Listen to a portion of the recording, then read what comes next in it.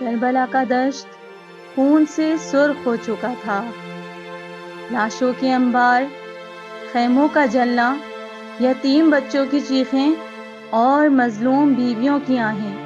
مگر یہ داستان یہاں ختم نہیں ہوئی، یہ صرف آغاز تھا۔ ظلم کے مقابل صبر کا، طاقت کے مقابل حق کا، اور خاموشی کے مقابل خطبات کا۔ کربلا کے بعد امام زین العابدین علیہ السلام کا کردار ایک نئے باب میں داخل ہوا۔ امام سجاد علیہ السلام شدید بیماری کے عالم میں تھے، لیکن زنجیروں سے جکڑ دیے گئے۔ اہل بیت علیہ السلام کے باقی افراد، عورتیں، بچے، سب کو قیدی بنا لیا گیا۔ یہ قافلہ یزید کے دربار کی طرف روانہ ہوا، پہلے کوفہ پھر شام۔ یہ وہ سفر تھا جس میں اہل بیت علیہ السلام کے جسم زخمی تھے اور روحیں لہو لہان، مگر ان کے دل میں ایک ہی عزم تھا کہ حق کی صدا کو دبنے نہیں دینا۔ کوفے کے دروازے پر جب قافلہ پہنچا تو لوگ جمع ہو گئے۔ لوگوں نے اہل بیت علیہ السلام کو قیدیوں کی صورت میں دیکھا مگر پہچان نہ سکے۔ تب امام سجاد علیہ السلام اور جناب زینب سلام اللہ علیہا نے خطبات دیے، لوگوں کو بتایا کہ یہ قافلہ باغیوں کا نہیں بلکہ آل محمد کا قافلہ ہے۔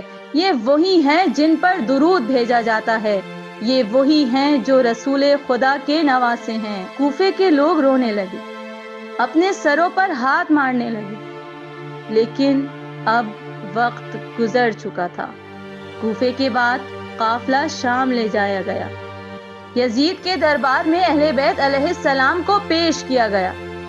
امام سجاد علیہ السلام کے ہاتھ زنجیروں میں بندھے تھے اور گردن میں طوق تھا، چہرے پر نقاہت مگر آنکھوں میں جرت کی چمک۔ یزید نے اپنے درباریوں کے سامنے اہل بیت علیہ السلام کو پیش کیا، اپنی فتح کا جشن منایا، مگر امام سجاد علیہ السلام نے وہاں بھی حق کی آواز بلند کی۔ امام سجاد علیہ السلام نے فرمایا، اے یزید، تجھے خدا کی قسم دیتا ہوں، اگر رسول اللہ صلی اللہ علیہ وآلہ وسلم ہمیں اس حال میں دیکھیں تو کیا فرمائیں گے؟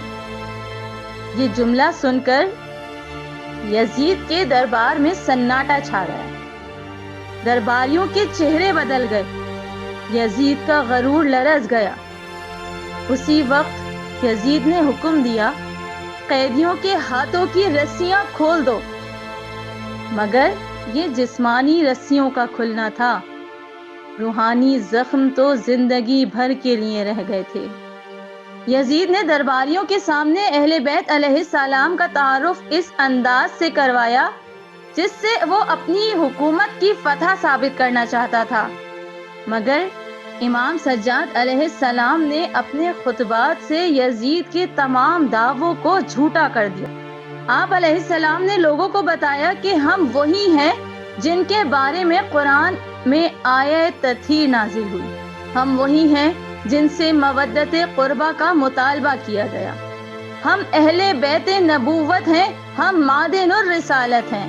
یہ کلمات یزید کے مکروہ چہرے سے ہمیشہ کے لیے نقاب اتارنے کے لیے کافی تھے، اور دنیا کو یہ پیغام دینے کے لیے بھی کہ یزید نے کس پر ظلم کیا۔ جب اہل شام نے دیکھا کہ یہ قافلہ تو رسول اللہ صلی اللہ علیہ وآلہ وسلم کے اہل بیت ہیں، تو ان کے دلوں میں توبہ اور شرمندگی کے آثار ظاہر ہونے لگے۔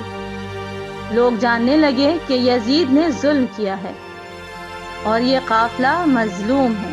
آخرکار یزید نے اہل بیت علیہ السلام کو مدینہ واپس جانے کی اجازت دے دی۔ قافلہ واپس لوٹنے لگا، مگر دلوں میں کربلا کا غم لیے۔ یہ قافلہ اپنے ساتھ کربلا کے پیغام کو بھی لے کر آیا۔ کربلا ختم نہ ہوئی تھی، بلکہ اب اصل معرکہ شروع ہو رہا تھا، دعاؤں سے، مناجات سے۔